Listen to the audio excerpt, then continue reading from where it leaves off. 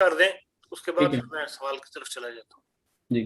ठीक है जी, मैं वो पहले पढ़ देता हूँ। उसमें से पहला सवाल था, आजकल इंसुलिन रेजिस्टेंस का बहुत शोर है, ये क्या है, इससे कैसे बचा जा सकता है और डॉक्टर इसके बारे में क्या कहते हैं? जी, दूसरा सवाल था।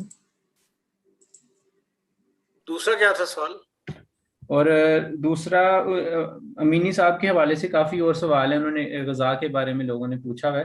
और उसमें एक जो था वो ये था, मेरे भाई को पाकिस्तान कराची में सिस्टोफ्रेनिया है 20 साल से, और वो इंजेक्शन लगवाते हैं हर माह। अच्छा अच्छा अच्छा, जी। वो मैं इन दोनों के सवालों के जवाब देता हूँ।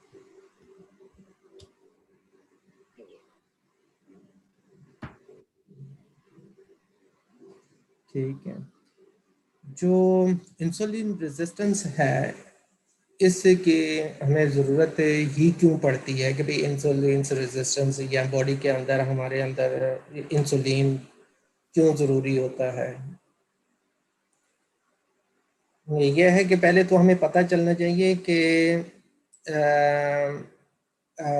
ये इंसुलिन करती क्या है और ये प्रोड्यूस कहाँ होती है और इसका डैमेज होना क्यों, कैसे डैमेज होता है।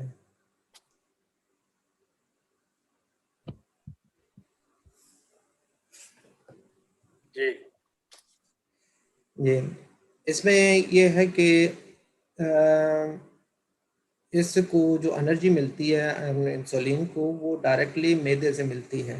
इसके दो पोर्शंस हैं, एक टेल और एक हेड। जो कनेक्टेड, इसकी जो टेल कनेक्टेड है वो ज़्यादातर मैदे के साथ कनेक्टेड है, और जो इससे का हेड जो है वो इससे का छोटी आंत के साथ कनेक्टेड है, जहाँ से ये एनर्जी लेता है। अब बेशुमार ऐसे लोग हैं जिनको मैदे की खराबी होती है, तो उनको शुगर हो जाती है। तो इसका मतलब ये है कि मैदा ख़राब होने की वजह से खून में ख़राबी आ जाती है। खून में ख़राबी आने की वजह से जो पेंक्रियाज है वो लिवर से जो बीटा सेल्स ले रहा होता है वो उसको प्रॉपर मिल नहीं रहे होते हैं, जिसकी वजह से वो इंसुलिन बनाने में मुश्किल पैदा करता है।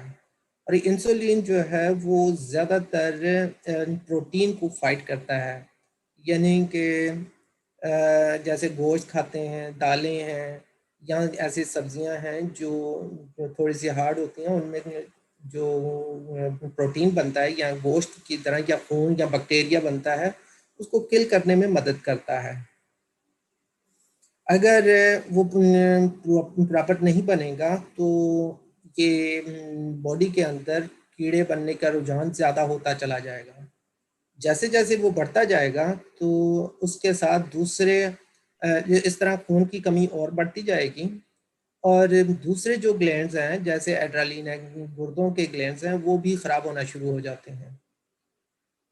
तो अब हम कहें कि इंसुलिन रेजिस्टेंस हम कुछ ऐसा करें कि भाई उसके अंदर ग्लूकोज कन्वर्ट हो, या इसको हम खारिज करें, या यानी कि सबसे ज़्यादा हमें जो नुकसान पहुंचता है वो ऐसे कीड़े बैक्टीरिया या जो खाना पीना है उनको। अब हम हमारा पता ही ना हो कि हम कितना खा रहे हैं और भूख बहुत ज़्यादा लग रही है, और अपने मैदे को हम बहुत ज़्यादा हैवी करते जाएंगे या बहुत ज़्यादा कम खाना खाएंगे, तो हमारी बॉडी के अंदर वो ब्लड नहीं बनेगा, और ब्लड से जो हार्मोन्स बनते हैं या पैंक्रियास, वो भी हमारे टैबलेट होंगे, कमज़ोर होंगे। तो जिसकी वजह से इंसुलिन की कमी हो जाएगी और हमारी बॉडी के अंदर कीड़े वगैरह बनना शुरू हो जाएंगे। तो लिहाजा सबसे ज़्यादा हमें जिस चीज़ का ख्याल रखना चाहिए वो है खुराक, और मुनासिब खुराक खानी चाहिए, और मैदे के अंदर बैक्टीरिया ना बने, यानी कि खाना खाकर फ़ौरन ना सोया जाए, और खाने के फ़ौरन बाद मीठा ना खाया जाए, या खाने के फ़ौरन बाद ठंडा ना खाया जाए, या कई ऐसे खाने हैं जैसे तरबूज है उसके ऊपर पानी ना पिया जाए, या ऐसे फ्रूट हैं जैसे तरबूज खरबूजा वगैरह, या इन सारे खरबूजों को मिक्स करके ना खाया जाए, क्योंकि ये ऐसे फ्रूट से इंसान की बॉडी में बहुत ज़्यादा कीड़े बनते हैं। और बाज़ लोग तो ज़्यादातर स्मूदियाँ पीते हैं, स्मूदियाँ खाते हैं, यानी कि सब्जियों को भी मिक्स कर लेते हैं, पालक को भी, ब्रोकोली को भी, फिर उसमें ऑरेंज डाल लेते हैं, फिर केला डाल लेते हैं। उनको लगता है ऐसे है कि जैसे ये सारे ही विटामिन इकट्ठे कर दिए जाएंगे तो बॉडी के अंदर बहुत ज़्यादा तवानाई आ जाएगी। ये तवानाई नहीं है, ये एटम बम है जो बॉडी के अंदर बेशुमार मुख्तलिफ किस्म के बैक्टीरिया बनाने में मदद करता है। तो बस इस तरह का चीज़ों का ख्याल रखें, फिर रेजिस्टेंस की ज़रूरत नहीं पड़ेगी। और एक वक्त में एक खाना खाएं, यानी कि आप शादी ब्याहों पे जाते हैं, वहाँ देखते हैं कि मुख्तलिफ खाने पड़े हुए हैं और हमें ऐसा लगता है कि शादी पर हम सिर्फ खाने के लिए इनवाइट हुए हैं।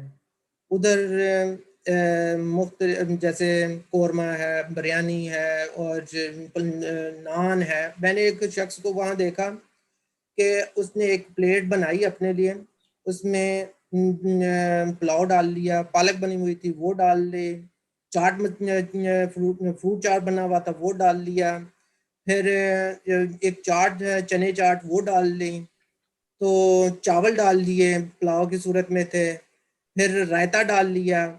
आखिर में ये सारी चीज़ें डाल कर रहे तो उसने क्या किया कि नान भी उठा लिया।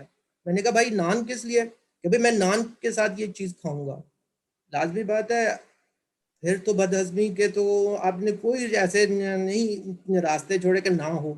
फिर उसके बाद ठंडा वहाँ 7 अप पड़ा हुआ था, पूरे का पूरा 7 अप पी गया बाद में। फिर उसके बाद बाहर निकले तो चाय और या कॉफ़ी मिल रही थी वो भी पी गया। ये रात के वक्त अगर आप करके घर जाते हैं तो उसके बाद आप सो जाते हैं। उसके बाद आपको इंसुलिन रेजिस्टेंस किस तरह आप पैदा कर सकेंगे? इतना ज़्यादा बैक्टीरिया आपका स्टमक है, कोई बिन का कोई डब्बा तो नहीं है ना। तो कि भाई आप इसको समझे। फिर जब उनसे पूछा जाए कि आप क्या खाते हैं, बिल्कुल सादा खाना खाते हैं जी हम, सादा खाना। ये सादा खाना नहीं है।